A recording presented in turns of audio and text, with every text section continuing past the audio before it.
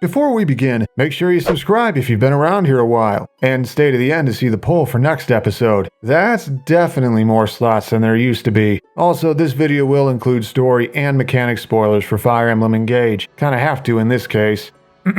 This is Challenger Approaching, where we take a character who isn't playable in Smash Bros. Yet and theorycraft a full fighter design as if they got invited for real. Our challenger this time is a divisive one, with decidedly mixed opinions about their design, their story arc, their game as a whole, the very idea of another Fire Emblem newcomer. You get the idea. But what if we could forge a design so interesting and not derivative of Marth's that it'd win over all but the staunchest of critics? Crazier stuff's happened, so let's give it a shot. Say it with me, everyone. Emblem, engage!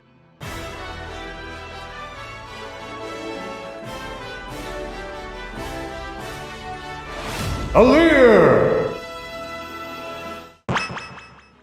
Alear is the player character of Fire Emblem Engage, but you probably knew that already. As the game begins, Alear wakes up bereft of their memories. They soon learn that they're a divine dragon in human form, who once saved the world 1,000 years in the past. One sudden encounter with strange roaming undead later, the ring on their finger activates, summoning the entity within, one of 12 emblems who grant their bearers superhuman powers, formed in the likeness of heroes from other worlds. After driving off the aforementioned undead, Alear meets their mother, the divine dragon monarch Lumera, who informs them that Sombron, the fell dragon they defeated in the past, is regaining power, and so the emblems must be gathered together again to stop him for good. And then she bites it, as is tradition for parents of Fire Emblem protagonists. What starts out as a campy yet kinda endearing story becomes more complicated once certain secrets come to light and the truth of Alear's past is revealed. Turns out, they're actually a child of the Fell Dragon, one of many born and raised to obey his orders under threat of death. Lumera, the Fell Dragon's sworn enemy, found and took pity on Alear, showing such genuine kindness that it convinced them to betray their father in a surprise attack that incapacitated them both for 1,000 years. During that time, Lumera kept them safe and infused them with her own draconic power, slowly turning Alear into a hybrid of Fell and Divine.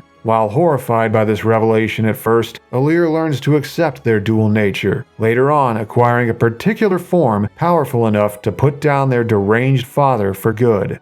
While not as loud or confident as a typical hero, Alear has still built up a fanbase. Their kind heart, calm demeanor, and unfailing politeness are an emotional anchor in a game full of very eccentric personalities. Despite being literally viewed as a god for the millennium they slept, Alear is very down-to-earth, even outright uncomfortable at being the object of worship, and their character growth, from anxious amnesiac to experienced leader, is gratifying to watch, especially compared to where they started. Breaking free of an abusive parent really can work wonders. But that hasn't stopped Alear from being a point of contention, especially as a Smash candidate, both from Engage's legitimate flaws, I should know I've talked in depth about them, and the very idea of Fire Emblem getting a 9th playable character.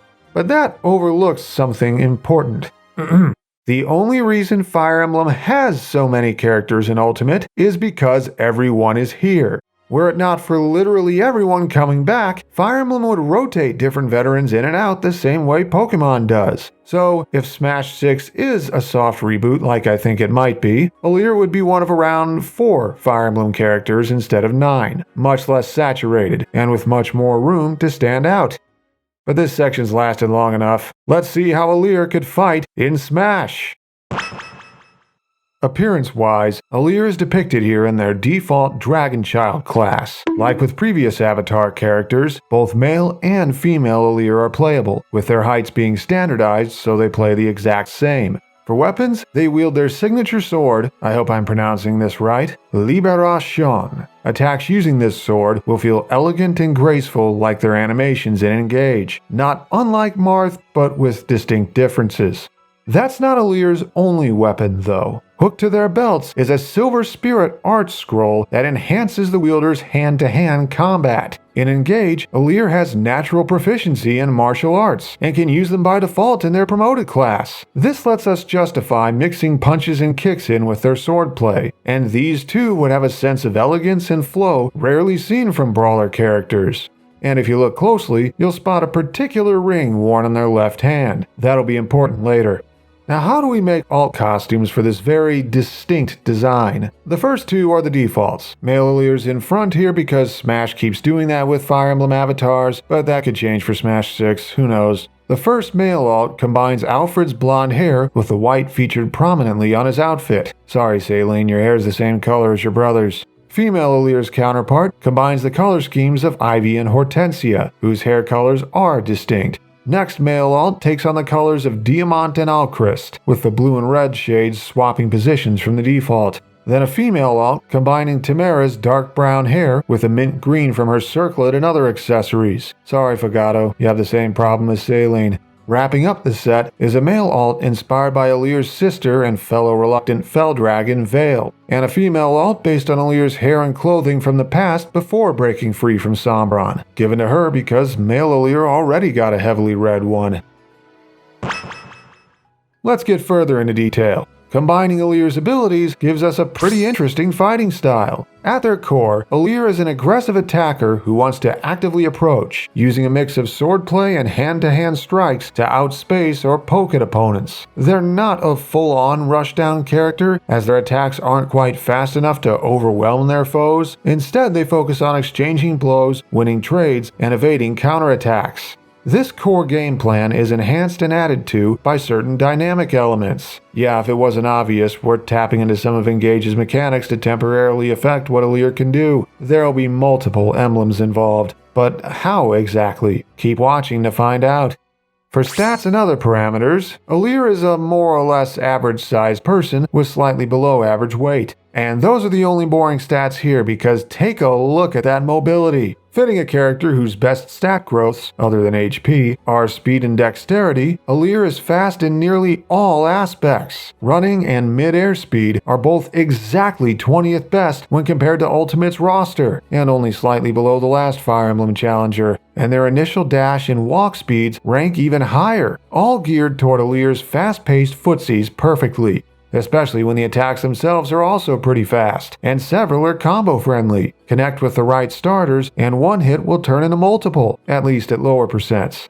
However, you might have noticed Alear's strength growth is unremarkable, which explains the mediocre default damage output. Combos can alleviate this somewhat, but against opponents with better burst damage, you'd need to keep getting combos to keep pace. Alear's knockout power also isn't great. Smash may just be a competition, but this character's more peaceful nature makes them not the greatest at taking stocks.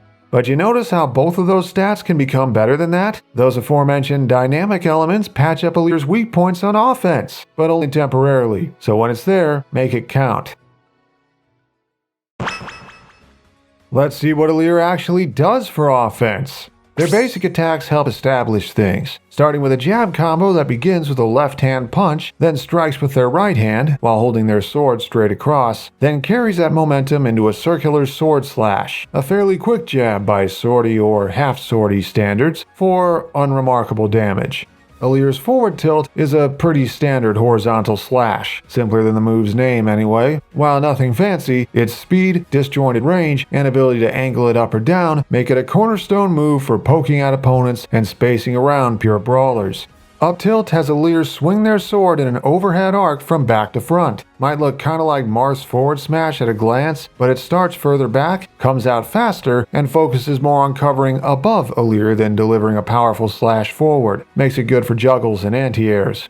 And now for the mix-up. Alear's down tilt is a crouching spin kick. Told you this isn't a typical sword fighter. While it might have less range and no disjoint, its light vertical knockback makes it a very good combo move that sneaks under high attacks in the process. Rounding out the set, Alear's dash attack has them leap forward and deliver a piercing stab with their sword. Easily the slowest move of the five, but also the strongest, taking stocks outright eventually. Between the burst movement and Alear's speed, this one has a big threat range.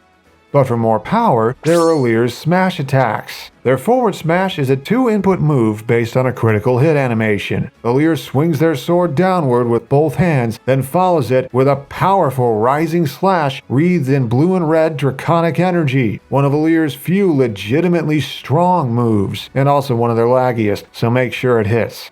Up smash takes some creative liberties. It's inspired by the ranged attack of the Veil Glans, hope I pronounced that right, an exclusive late-game sword. Raising Liberation straight up in similar fashion, Alear releases a blast of draconic energy centered on it. With surprisingly quick startup, it's one of their best kill moves, if you can use the weirdly placed hitbox to your advantage.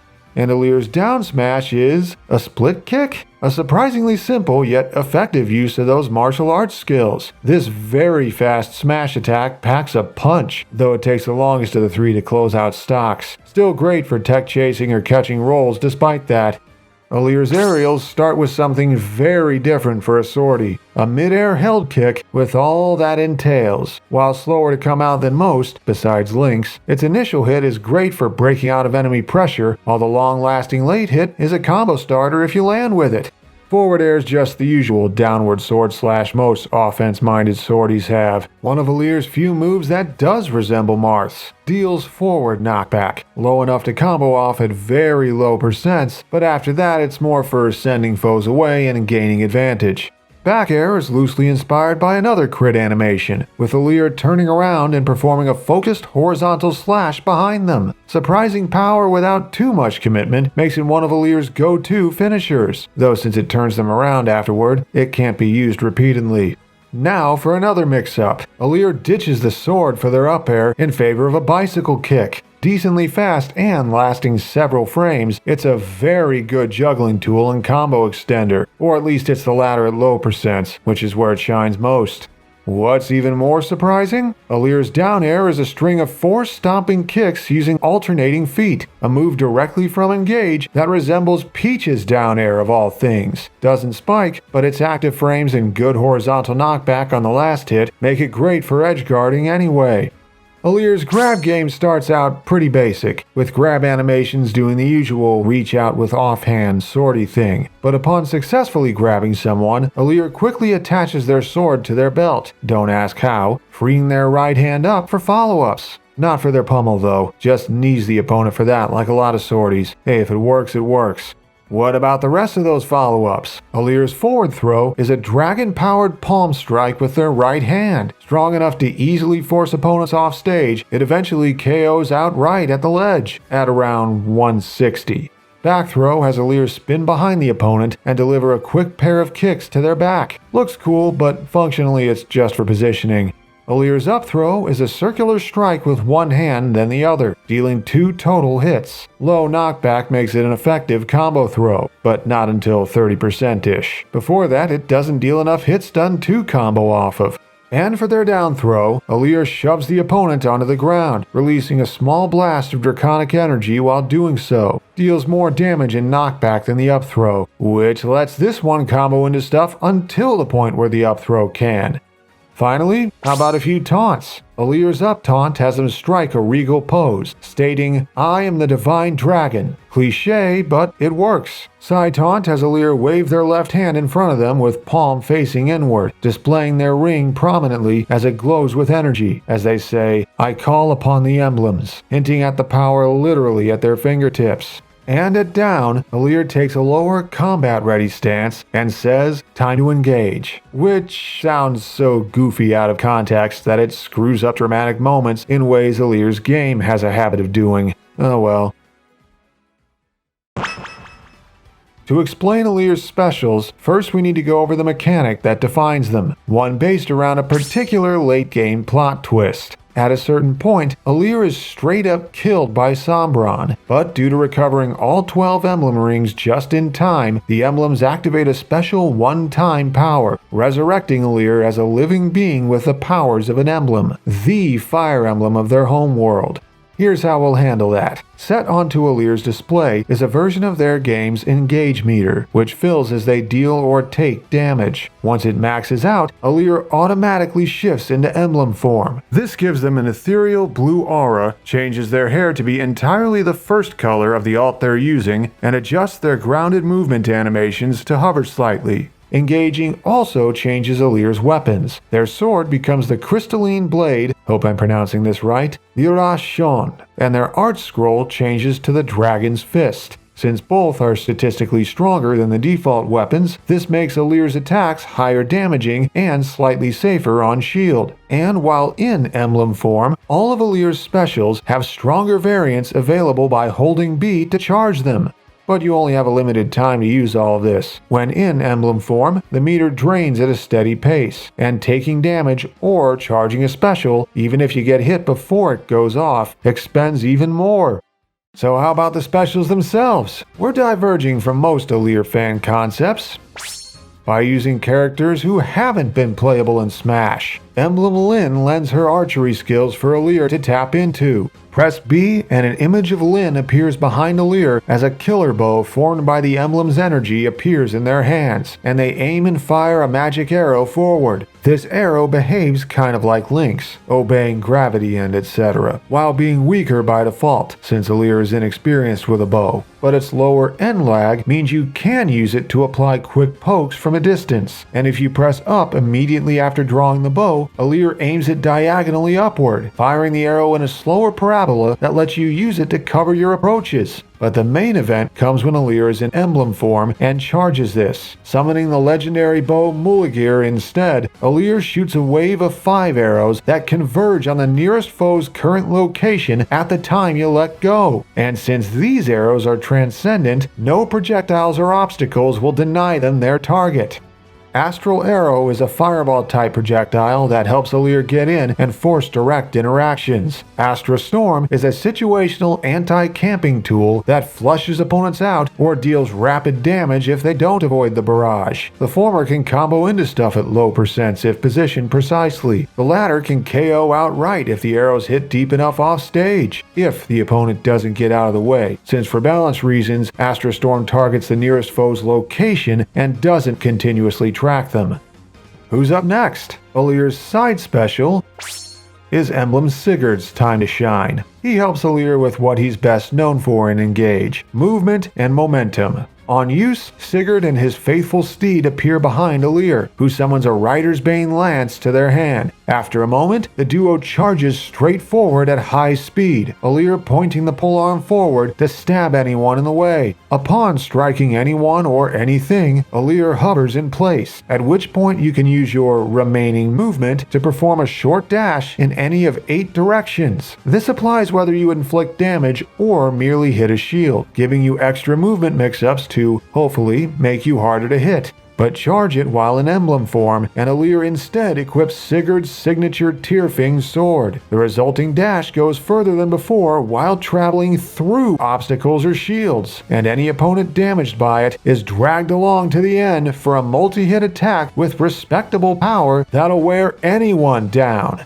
Canter is a burst option that strikes straight ahead while affording extra movement afterward. Override trades the extra movement for overwhelming offense that pierces through all obstructions. While strong, both versions have drawbacks. Canter has significant end lag, so if an opponent guesses which way you'll go after the hit, you're in trouble. Override may be strong, but it has even more end lag. Both versions also have a linear travel path, and if you use either in mid-air and fail to hit something, you go into freefall.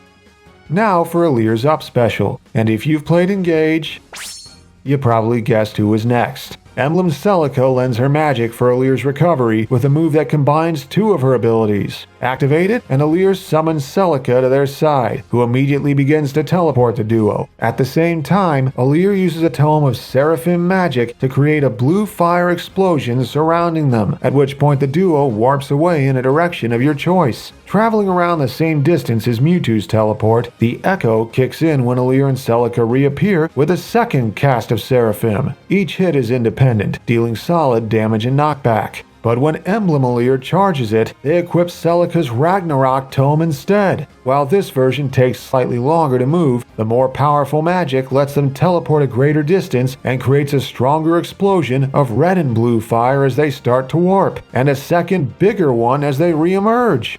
Warp Echo is a teleport recovery with protective magic at the beginning and end. Warp Ragnarok is a better teleport backed by stronger magic. The base version can get opponents off you, but when charged, it can actually take stocks. The base version is also a workable out of shield punish, not the charged one for obvious reasons. Both versions are a little weaker if started in the air, and both versions also have more end lag than most teleports. Like Sheik's, you're left open for a while if you don't grab ledge. How do we round out the set? How about a classic Fire Emblem counter special? Stepping up here is Emblem Leaf and his mastery of multiple weapons. On use, Alear takes a defensive stance as Leaf appears behind them. If struck by an attack while in this stance, Alear parries the blow, pivots in place as a Master Lance materializes in their hands, and they use the weapon's power to quickly stab forward twice. In practice, it's a pretty typical counter move with the quirk of being split into 2 hits with extra forward reach. But the real fun happens if Emblem Alear reads an enemy attack and charges the counter, which takes less time compared to the other specials. If something strikes Alear during the resulting counter stance, they whip out Leaf's signature light brand instead, holding it aloft as a blast of light targets whoever threw out the attack that struck them, no matter where they currently are. This means Alear can proc it against enemy projectiles or traps and target their source from any distance. Master Counter and Distant Counter are a counterattack special with a couple twists. The former is for reads like usual, with the upside of working better at mid-range, but the latter's utility against zoners and trappers gives Alear a secret weapon to turn the tables against both. The usual counter weak points still apply. Both versions have lengthy end lag if used at the wrong time, and they're utterly useless against grabs. And the light brand's counterattack can still be blocked or dodged if the target isn't in the middle of doing something. All that remains is Alear's final smash. What better move to use for that than Emblem Alear's own strongest attack? Granted further power by the smash ball, Alear dashes forward to catch anyone in front of them. If successful, they perform a powerful uppercut sword slash that sends their foes up to a fixed point above the stage. Alear teleports up to follow them, gathers all their power into their left hand, and unleashes a beam of blue and red draconic energy straight down that pierces through anyone in the way. But just like the other specials, this move also has a stronger version if Alear is in emblem form and holds B first. Catch someone with this version, and Alfred, Diamant, Ivy, and Tamara all show up to assist, each contributing an attack of their own. Then as Alear warps up to above their defenseless foes, all 4 follow along, lending their energy to form an even stronger beam that devastates everything in its path. Power of bonds indeed. This is how Alear could fight in Smash, a fell dragon turned half-divine, rising from 1,000 years ago to save their world once more, shaking off hazy dreams and lost memories to reunite the emblems and restore peace. Despite setbacks, failures, and revelations of their true nature, their allies and the bonds of fire connecting them all help to see them through, just like the heroes from the pages and the stories of the ages. Alear fights using swordplay and martial arts geared to aggressively contest opponents while avoiding enemy attacks in turn. Between their naturally high mobility and anti-camping tools, they boast a surprising array of options for dealing with flightier foes, and the emblem powers available, including their own, grant versatility and situational strength to help claim victory. However, Alear is somewhat reliant on their emblem form to do that, and even then, their kill power isn't that great. Their attacks when not in emblem form are weaker and less versatile, forcing them to work to keep pace. And their emblem form's automatic activations, and no way to gain meter at will, force them into a rhythm they have little control over, one opponents can just as easily plan around. Finally finished it after all this time. I see too many Smash fans assume Alear's only options are Marth knockoff and uses emblems of cut characters. Hopefully I proved how much more potential there is here. I'm still not 100% on Emblem Alear's exact details. I wanted to carry the spirit of Engage's gameplay with its temporary Engage forms, but it feels a lot like a hybrid of Cloud and Joker in practice. I also considered a more typical sortie up air. Decided a kick would be more unique, but it might be less useful. Oh well. I know Engage didn't leave the greatest impressions, but hopefully reception to it softens over time once a couple more Fire Emblem games are out. I think it has legit strengths, especially in gameplay and map design, and I appreciated how Alear in particular was written, being this thematic foil to their father. Sombron is domineering, treating everyone around him, even his own family, like mere tools and weapons to advance his own goals. But Alear treats everyone, including the emblems, like people, forming bonds that help them overcome their darkest moments and become better for it. Just like how Fire Emblem fans treat the characters like more than just pieces on an anime chessboard. See what they did there? Anyway, special thanks to the following for helping with this video, and to my patrons for their continued support. And now, it's their turn. Anyone supporting me on Patreon for as little as $1 per month can vote on which of these characters gets to go next. Yep, we're doing 5 at a time now, and it's not just about who wins. Whoever finishes dead last might skip a poll or two if multiple good candidates come up at once. So, until next time. Still weird that we never got to see Alear's dragon form ever. Such a waste.